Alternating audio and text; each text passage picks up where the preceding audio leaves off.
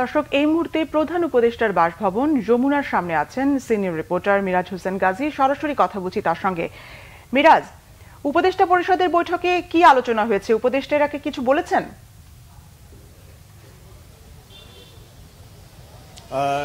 আসলে উপদেষ্টা পরিষদের বৈঠক কিন্তু এখনো চলছে, যেই কারণে আসলে ভেতর থেকে যেহেতু এখনো আনুষ্ঠানিকভাবে কোনো প্রতিক্রিয়া বা কোনো রকম ব্রিফিং ওনারা এখন পর্যন্ত করেননি, যেই কারণে সেইভাবে আমরা সুনির্দিষ্টভাবে অফিসিয়াল তথ্য জানানো সম্ভব হচ্ছে না। তবে আমরা ঢোকার সময় বা এবং আগে এবং দিনের বিভিন্ন সময়ে উপদেষ্টাদের সাথে যারা যেখানে কথা বলেছেন বিভিন্ন সময় গণমাধ্যমে আমরাও চেষ্টা করেছি ওনাদের সাথে যোগাযোগ করে এই আজকের এই বৈঠকে কোন বিষয়গুলো আসতে পারে বা কোন বিষয়ে আলোচনা হতে পারে সেই বিষয়গুলো জানার চেষ্টা করেছিলাম। যেহেতু এই নতুন যে সরকার গঠিত হওয়ার পরে বা দায়িত্ব নেওয়ার পরে আনুষ্ঠানিকভাবে উপদেষ্টা পরিষদের এই বৈঠক, সেই বৈঠকে আসলে সার্বিক পরিস্থিতি নিয়েই মূলত তারা আলোচনা করবেন। বিশেষ করে যে আইন শৃঙ্খলা পরিস্থিতি কি অবস্থা, যেটি নিয়ে শুরু থেকেই বর্তমান যেই সরকার তারা এই আইন শৃঙ্খলা পরিস্থিতিকে সবচেয়ে বেশি গুরুত্ব দিয়ে তারা এই বৈঠকে আলোচনা করবেন এটি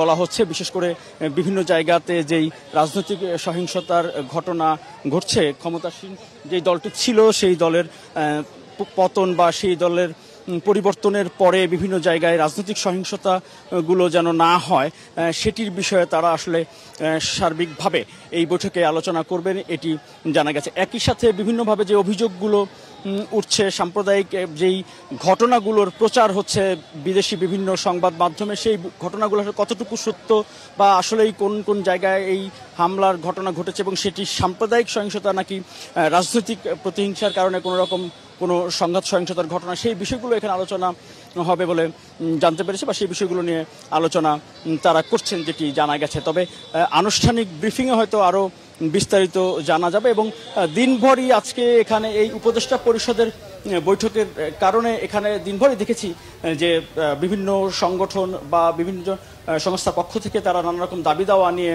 এখানে হাজির হয়েছিলেন বা তারা স্মারকলিপি বা তাদের আবেদন জমা দিতে এসেছিলেন। এর মধ্যে আওয়ামী লীগ সরকারের সময়ে গুম বা নিখোঁজ হওয়া বা বিচার বহির্ভূত হত্যাকাণ্ডের শিকার হয়েছেন যারা বা অনেকেই দীর্ঘদিন হেফাজতে ছিলেন, সেই সকল পরিবারের সদস্যরা বা কেউ কেউ মুক্তি পেয়েও তারা এখানে এসেছিলেন এই ঘটনাগুলো সুষ্ঠু তদন্ত করে দায়ীদের যেন বিচারের আওতায় আনা হয় সেই বিষয়গুলো। তবে মূলত এই সরকার যেহেতু এখন আইন শৃঙ্খলা পরিস্থিতি স্বাভাবিক রাখার জন্য তারা সবচেয়ে গুরুত্ব দিচ্ছেন এবং তারা কিন্তু বলছেনও যে এর মধ্যে পরিস্থিতি অনেকটাই স্বাভাবিক হয়ে এসেছে এবং বিভিন্ন জায়গায় সেনাবাহিনীর সদস্যরা যেমনি সিভিল প্রশাসনকে তারা সহযোগিতা করছেন এবং থানাগুলো যেহেতু এখন কার্যক্রম চালু করছে, যেই কারণে বলা চলে যে আস্তে আস্তে যেহেতু পরিস্থিতি স্বাভাবিক হয়ে যাচ্ছে তারপরও তারা এই বিষয়টিকে গুরুত্ব দিয়ে বৈঠকে আলোচনা মিরাজ, আপনাকে ধন্যবাদ।